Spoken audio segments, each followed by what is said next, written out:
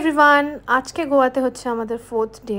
সকালে উঠে ফ্রেশ হয়ে ব্রেকফাস্ট করে আমরা বেরিয়ে পড়েছি, কারণ আজকে আমরা হোটেল শিফট করছি। আগের হোটেলে আমাদের বুকিং যেহেতু শেষ হয়ে গেছে, আমরা অন্য একটা হোটেলে মুভ করলাম, যেখানে ছিল একটা বিশাল বড় সুইমিং পুল। হোটেলে পৌঁছে আমাদের রুম চুজ করে জিনিসপত্রগুলো রেখেই আমরা আবার বেরিয়ে পড়লাম। আর আজকে আমরা যাচ্ছি পাড়া রোড। শাহরুখ খানের ডিয়ার জিন্দেগি মুভিটা যারা দেখেছো তারা নিশ্চয়ই জানো এই রাস্তাটা। আমাদের হোটেল থেকে মাত্র 15 মিনিটস নর্থ গোয়াতে এই সুন্দর রাস্তাটা, যেখানে দুপাশে রয়েছে ধান ক্ষেত, পাহাড় এবং সারি সারি নারকেল গাছ। তো জায়গাটার একটা আলাদাই সৌন্দর্য ছিল। তো ওখানে গিয়ে আমরা একটু রিলস বানালাম, স্কুটি চালালাম, বেশ মজাই লাগছিল। আর তারপরে আমরা চলে গেলাম ক্যালাঙ্গুট বিচের পাশে লাঞ্চ করতে। তো লাঞ্চে আমরা নিয়েছিলাম ম্যাকারেল থালি। আর প্রথমবার দেখলাম যে গোয়ার কোনো থালিতে রুটি দিয়েছে। তো খাবারের পরিমাণ এবং টেস্ট দুটোই খুবই ভালো ছিল। তারপর হোটেলে ফিরেই সঙ্গে সঙ্গে নেমে গেলাম পুলে। আর পুল থেকে উঠেই সবাই মিলে রেডি হয়ে চলে গেলাম নাইট ক্লাবে।